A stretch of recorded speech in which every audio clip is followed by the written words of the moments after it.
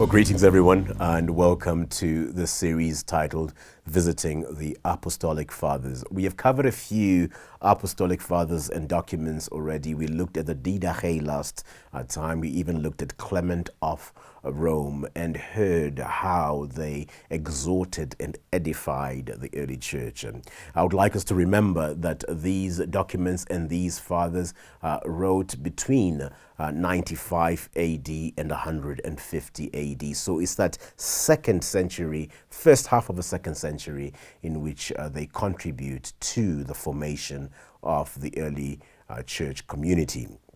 Today we will continue with the Didache, but we will not be focusing on chapter 11 as we did last time, but we'll focus mainly on chapter 16, which looks at the signs of the Lord's return. I know many are asking the question, when will Jesus return, and what should we be attentive to help us understand that he is returning? And the early church had the same question, and the Didache approaches the question in detail in this chapter.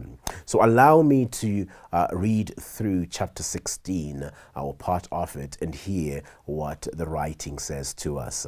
From verse 1, "Be on the alert for your life. Do not let your lamps be extinguished, and do not be unprepared, but be ready. For you do not know the hour in which our Lord comes." Verse 2, "And be assembled together frequently, seeking what is fitting for your souls. For the full time of your faith will be of no benefit to you unless you are found perfect at the final moment." Verse 3, "For in the final days false prophets and corrupters shall be multiplied, and the sheep will be turned into wolves, and love will be turned into hate." We continue in verse 4, For as lawlessness increases, they will hate, they will persecute, and they will betray one another, and then the deceiver of the world shall appear as the Son of God, and he will perform signs and wonders, and the earth will be handed over into his hands, and he will do incessantly vile things which have never happened before since time began. Verse 5, "Then the creation of mankind shall come to the burning ordeal of testing, and many will be led astray and will be destroyed, but the ones enduring in their faith will be saved by the Accursed One himself."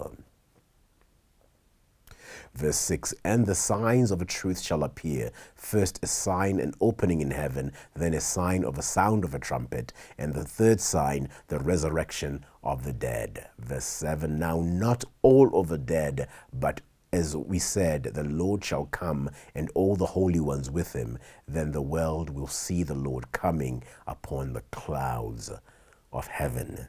Now, hearing this passage, we hear aspects of apocalyptic literature. We hear aspects of Revelation, Daniel, even Mark 13. We hear aspects of what the early Christians and Jewish communities expected regarding the coming of the Son of God. And this aspect carries through even into the Didache in this particular chapter 16. Now, I would like to open up this chapter based on a few headings, and these headings are Eschatology of Escape, Eschatology of Entitlement, Eschatology of Empowerment, and finally Eschatology of Endurance. So the first title I would like to look at is Eschatology of Escape. Many within our society are looking to escape from suffering, are looking to escape from pain, and their belief is that when Jesus comes, they will be taken away to escape that which is painful and that which tests them to a great ordeal, in a great ordeal. And I would like to highlight that when we read the Didache, and even when we read texts like Revelation, there is something that is somewhat different that is underlined, and that is we are not to have an eschatology of escape, but rather an eschatology that tells us that Jesus is coming to us. And it is important that we underline why escape comes into the picture. Now, there are some who have written books regarding those who will be taken away and those who will be left behind. And these books have influenced our understanding of what will happen in the end times. Yet when we read the Didache, we are invited to adopt a certain posture of living, not a posture of escape per se, but rather to adopt a different posture of expectation. And so I invite us, even as we read chapter 16 of the Didache, to expect that the Messiah will return, consistent with what Revelation, consistent with what Thessalonians, and consistent even with what the prophets of old communicated. And next we hear of an eschatology of an entitlement. So eschatology of entitlement over-realizes that which God has accomplished and regards the human being as the central focus of all of God's blessing. It is true, God blesses the people he loves. But God does not give us all that we want or all that we need in the same moment. There are things that God is going to give us. And you may have heard of phrases like over-realized eschatology, where God has got to do what he has promised, even that which he has promised in the future for me today and now, because I claim it and I name it. Now, an over-realized eschatology has got influences across the world, and it has got implications in the way we live our lives, in that there are certain things that are not guaranteed in this world. For example, because of an over-realized eschatology, we may have an entitled theology of healing, where somehow I do not need to suffer in this world. And because I'm entitled to healing whenever I suffer, it is inconsistent with what God teaches, some may claim. And this over-realized eschatology may lead some to start blaming others, people's faith, and not so much understanding that healing actually even happens in the new heavens and the new earth. So an eschatology of entitlement has got pastoral implications. And so this passage, chapter 16 of the Didache, teaches us to be those who endure well, knowing that whatever we receive comes from the mercy and grace of God, and it is not born out of entitlement. The next one is an eschatology of empowerment. And in an eschatology of empowerment, what we often hear is people being empowered by the Spirit to accomplish certain things. So because Jesus has come and he's seated at the right hand of the Father, the Spirit has come upon our lives. Therefore, I have power to do many things. And it is true, we are empowered by the Spirit.